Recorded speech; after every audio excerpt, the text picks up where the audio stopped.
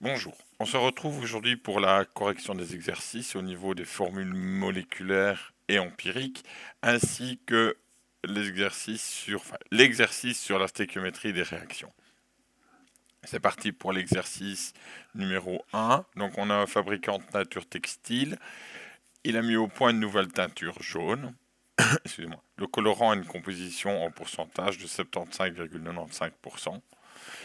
En carbone, 17,72% en azote et 6,33% en hydrogène. Et ce sont des pourcentages, bien entendu, en masse. On a une seconde information, c'est que, donc j'ai déjà souligné ça, hein, c'est important de retrouver. Voilà, 1, 2 et 3, donc c'est des pourcentages massiques. Hein. Et on a également la masse molaire qui est d'environ 240 grammes par mole de ce colorant. On demande de déterminer la formule moléculaire du colorant.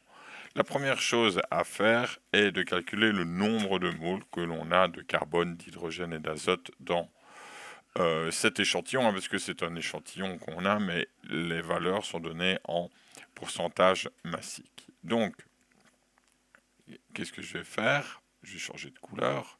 Donc, si on va déterminer le nombre de moles de carbone, ça va être égal, on dit hein, qu'on a 75,95 grammes de carbone dans 100 grammes, et on le divise par sa masse atomique, et on aura une valeur de 6,33, je regarde sur ma feuille, voilà, moles. Donc on convertit les pourcentages massiques en nombre de moles. On va faire la même chose pour notre ami l'azote. Donc on en a 17,72 divisé par 14,01, hein, qui est bien entendu la masse atomique de l'azote. On en a 1,26 moles. Et je vais faire de même avec l'hydrogène. Nombre de moles d'hydrogène, c'est égal à 6,33 divisé par 1,01 et on en a 6,27 moles. Voilà, la première étape est faite. On a déterminé le nombre de moles. Maintenant, on va entamer la seconde étape. C'est ce qu'on appelle le rapport molaire. Ça va permettre de déterminer les coefficients les indices dans les formules moléculaires, pas les coefficients stéchiométriques. Donc ce rapport molaire, on va chaque fois diviser le nombre de moles du carbone par l'élément qui possède le moins de moles, c'est-à-dire ici l'azote. Donc on va faire ce rapport molaire. Le carbone, le rapport molaire du nombre de moles de carbone divisé par du nombre de moles d'azote, ce sera égal à 6,33 divisé par 1,26 et je vais avoir une valeur de 5,32, c'est-à-dire que on arrondit à l'unité la plus proche, à l'unité entière, à l'entier le plus proche, donc c'est 5. On fait la même chose pour déterminer le nombre d'atomes d'hydrogène que l'on a dans la formule empirique. Hein. Donc ici, je calcule le nombre d'atomes de carbone dans la formule empirique. Je sais que j'ai du C5. Maintenant, j'ai déterminé le nombre d'atomes d'hydrogène dans la formule empirique. Donc ça va donner 6,27 divisé par 1,26. On se doute bien, on va avoir 5. Hein. Donc on a 4,97, ce qui équivaut à plus ou moins 5. Je vais quand même le faire, bien que c'est futile. Hein. Si je fais le nombre de moles d'azote sur le nombre de moles d'azote, je vais avoir 1. Donc ici, je peux déterminer ma formule empirique. Donc on a une formule empirique qui correspond à C5H5N. Maintenant, je vais déterminer la masse molaire.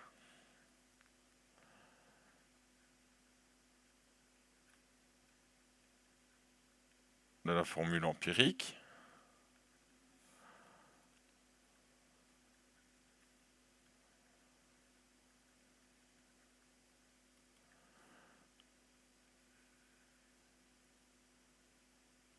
Voilà. Donc, bah, ça va pas être compliqué, hein. C5, hop là, j'ai pas pris la bonne couleur. Voilà. C5H5N, ça va être une masse, donc on va faire comme ça. La masse molaire de C5H5N est égale à 80,11 grammes par mole. Et maintenant, je vais déterminer la formule moléculaire.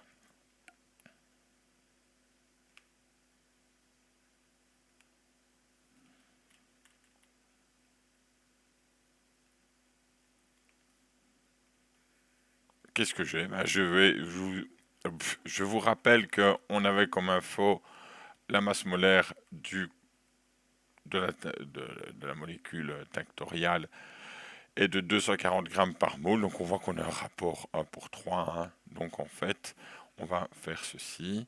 Donc on va faire 240 divisé par 80. On va être égal à 3. D'où là, oh, j'ai oublié de passer en bleu la formule moléculaire.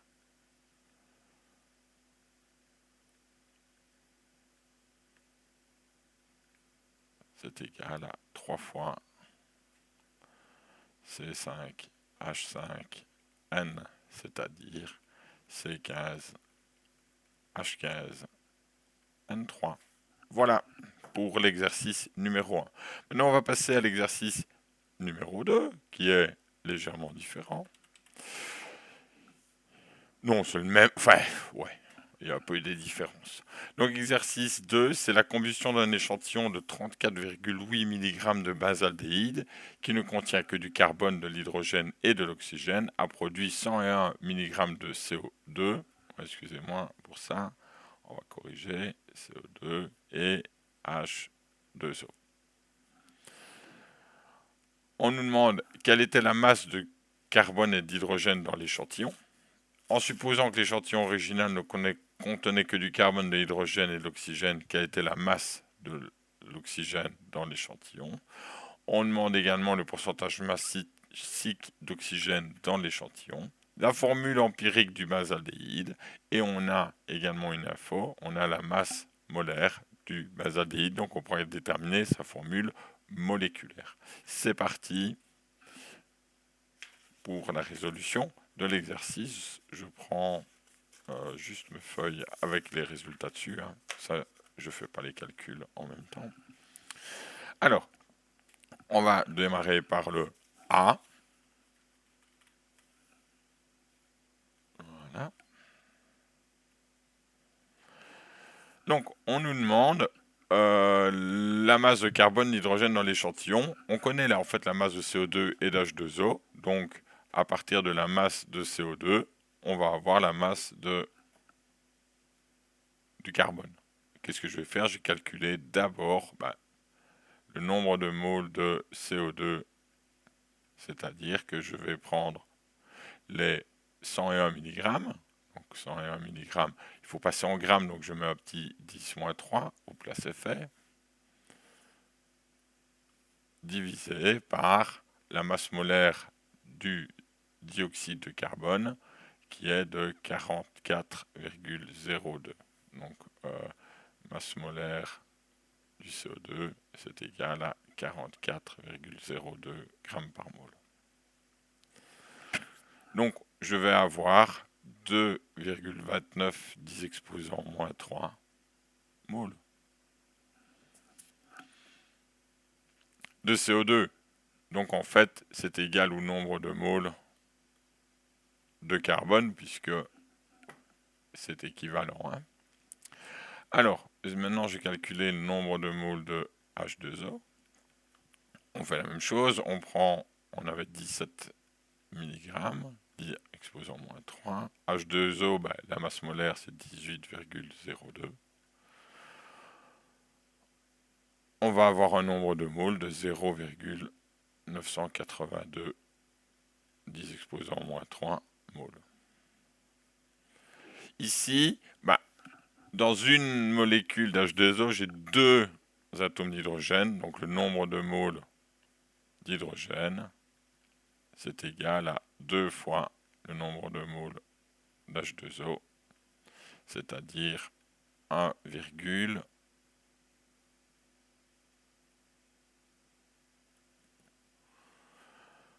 n'ai pas 96 10 exposants moins 3 moles.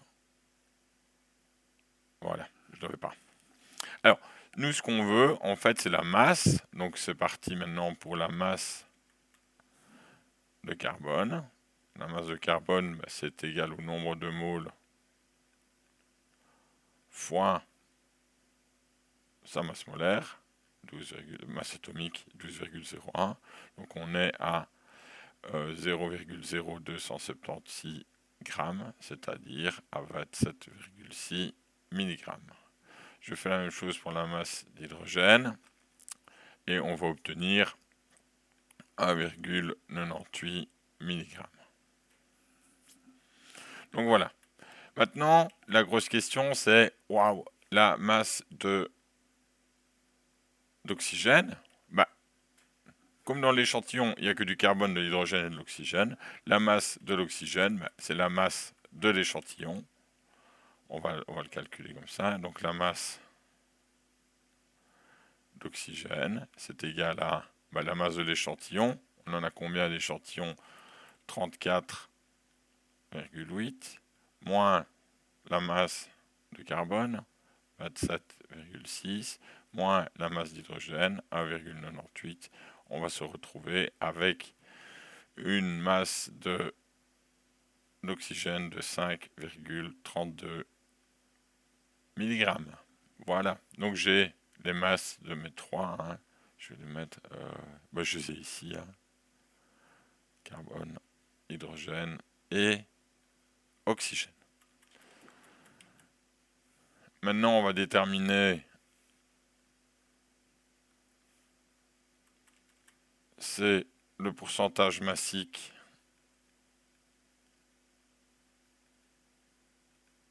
de l'oxygène. On la veut pas.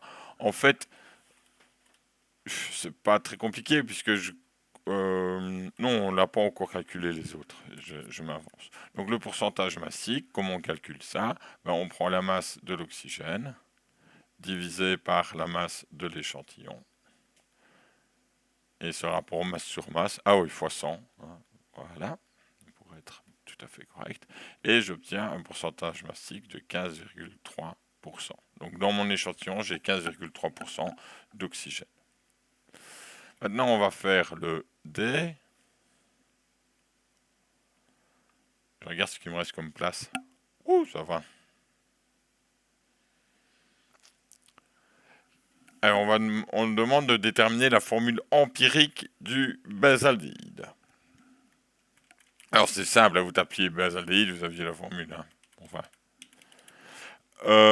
Ici, le but, c'est de faire des exercices. Alors, comment on va calculer la formule empirique? On a besoin du nombre de moles de nos différents éléments. Alors, j'ai bien le nombre de moles d'hydrogène. Je l'ai. J'ai le nombre de moles de carbone. Il est ici au-dessus. Je n'ai pas le nombre de moles d'oxygène. Donc, je vais le déterminer. C'est parti. Le nombre de moles d'oxygène, c'est-à-dire qu'on prend sa masse, 5,32 10 exposants moins 3, divisé par la masse molaire, la masse atomique de l'hydrogène, et je vais avoir un nombre de moles qui correspond à 3,32 10 exposants moins 4 moles. Alors, maintenant, on a le nombre de moles, on va faire le rapport molaire, donc on va diviser le nombre de moles d'un élément par le nombre de moles de l'élément le moins abondant dans l'échantillon. Donc, c'est l'oxygène ici.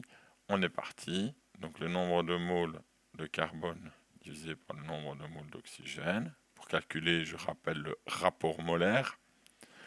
On va avoir 2,29 à 10 moins 3, je vous le laisse, divisé par 3,32 10 moins 4. Alors, en fait, ça va donner 2,29 divisé par 0,32 332. Hein. Et on va avoir une valeur de 6,89, c'est-à-dire plus ou moins 7. Le nombre de moles d'hydrogène par rapport au nombre de moles d'oxygène. Alors l'hydrogène, on en avait 1,96. Hein. 1,96 10-3 divisé par 332 10-4. Voilà. On va avoir 5 plus ou moins 5,90, c'est-à-dire 6. Et le rapport à O sur O, c'est égal à 1. Donc la formule empirique, elle sera de C7H6O. Ça c'est l'empirique. Maintenant, je vais déterminer la masse molaire de l'empirique.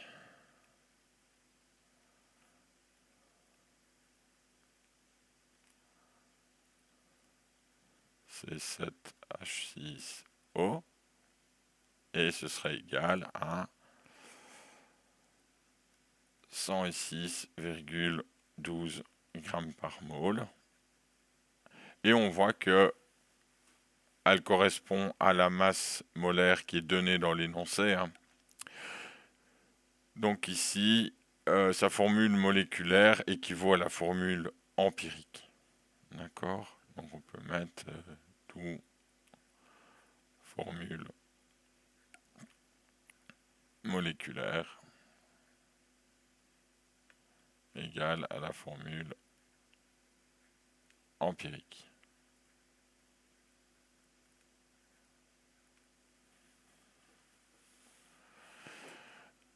On va continuer, hein, l'exercice 3. Ici, c'est des exercices sur la stéchiométrie. Donc, j'avais introduit également par vidéo ce concept. Et il vous est demandé quoi? La première chose, de rédiger l'équation équilibrée, puis d'écrire les étapes nécessaires pour déterminer les informations demandées dans chacun des cas suivants. Alors, il y a de la nomenclature et de la stéchiométrie. C'est compliqué.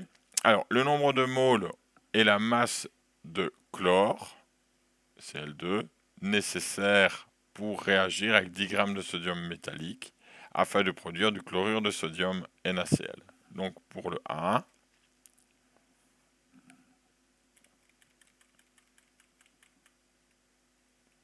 hop là, c'est quoi comme A de merde? Voilà. Donc, je fais réagir du sodium métallique, du Na solide, avec du dichlore, puisqu'il donne son... pour produire du NaCl, du chlorure de sodium. Alors, je vais équilibrer tout ça. Hein. On va mettre 1, 2 et 1, 2, et on est bon. Alors, qu'est-ce qu'il nous demande? Ils nous disent que nous avons... On demande la masse de dichlore pour réagir avec 10 grammes de sodium métallique. Qu'est-ce qu'on voit? On voit que pour une mole de dichlore, on a besoin de 2 moles, de faire réagir 2 moles de sodium. Alors, comment est-ce qu'on fait ça? Il y a plusieurs trucs. Hein. Personnellement, j'utilise tout le temps, je reprends mes feuilles hein, pour pas faire de bêtises, sinon je vais... Ah, elle est là. Voilà. Partir en roue libre. Donc, ce que je fais, en fait, je prends le nombre, je peux dire que le nombre de moles de Na divisé par 2 est égal au nombre de moles de Cl2 divisé par 1, qui est égal au nombre de moles d'NaCl divisé par 2. Donc en fait, on fait des rapports. Vous voyez que je prends chaque fois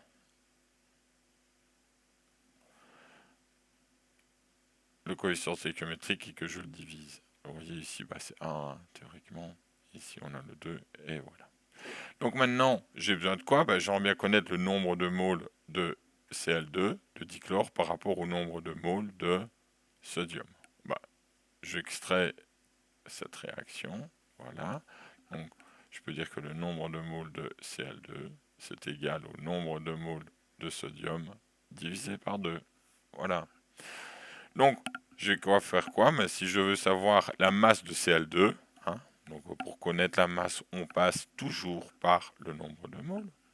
Je vais calculer le nombre de moles de Na et le diviser par 2. Ainsi, j'aurai le nombre de moles de Cl2. Donc le nombre de moles de Cl2, c'est égal à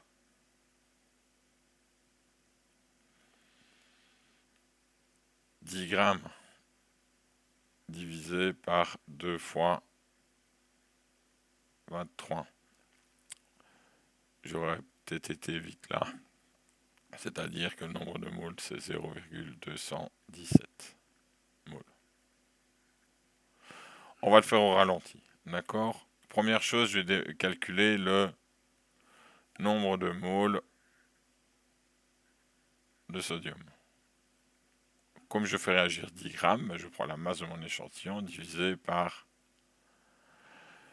la masse atomique du sodium qui est de 23.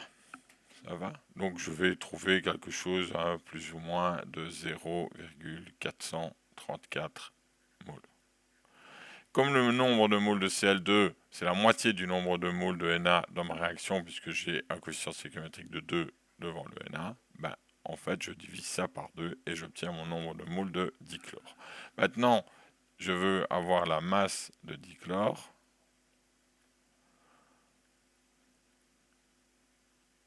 On va faire 0,217 fois la masse molaire, ce coup-ci, du dichlore, qui va être de 2 fois 35,5.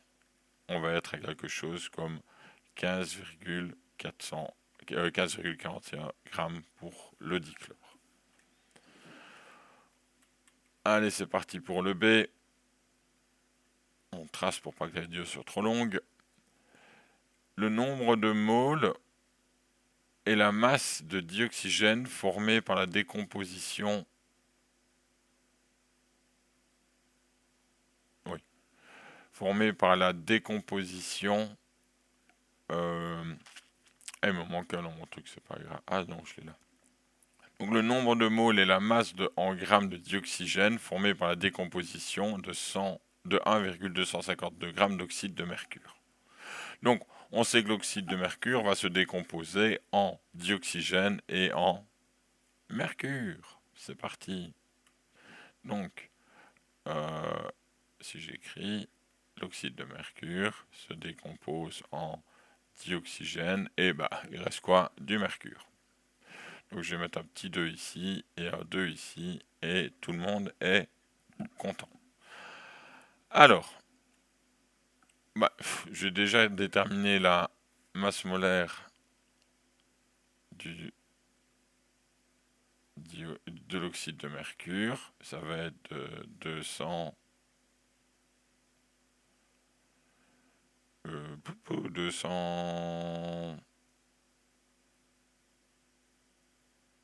216,58 grammes par mole. Voilà. Et on me demande, quoi? J'ai déjà oublié. On me demande la masse en grammes de dioxygène formée lors de la décomposition de 1,252 grammes d'oxyde de mercure. Donc la première chose, je le ferai un peu autrement, on peut le faire comme ça, hein. Donc le nombre de moles d'oxyde de mercure divisé par 2 est égal au nombre de moles de O2 divisé par 1. D'accord? Donc ça, c'est notre petit momentum. Alors j'ai besoin de quoi? De calculer le nombre de moles d'oxyde de mercure. 252 divisé par 216,58. On va être à... Hop là.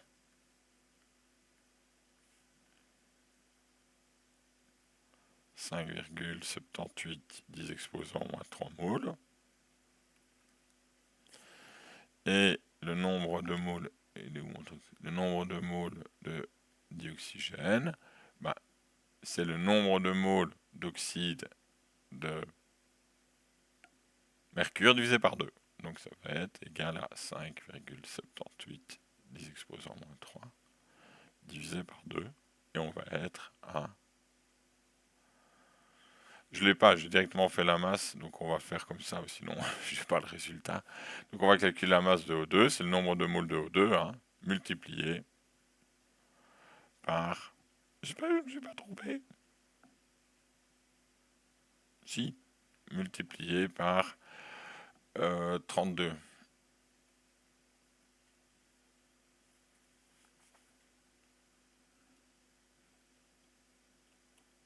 Donc la masse d'oxygène, ça donnera, de dioxygène, excusez-moi, de 0,092 grammes. On va continuer avec le C. Voilà. Ici, on a une réaction. C'est la décomposition du nitrate de sodium en dioxygène et en nitrite de sodium. Donc, on est sur la décomposition du nitrate de sodium en nitrite de sodium plus du dioxygène. Je vais mettre mes coefficients stéchiométriques à 2 et 2 et je suis bon. Alors, qu'est-ce qu'ils nous veulent?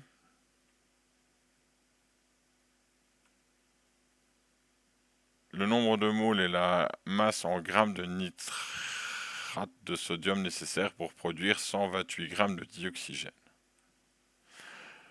Donc on aimerait bien produire, on va le noter, 128 grammes de O2.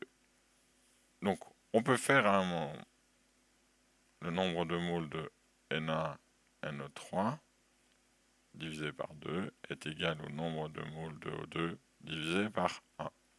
Je vais d'abord calculer le nombre de moles de O2.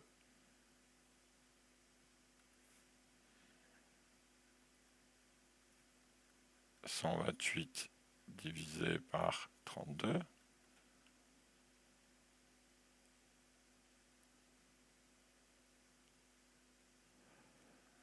Ça va faire 4 moles. Voilà. Le nombre de moles de nitrate, excusez-moi, ce sera égal à 2 fois le nombre de moles de O2, c'est-à-dire à 8 moles.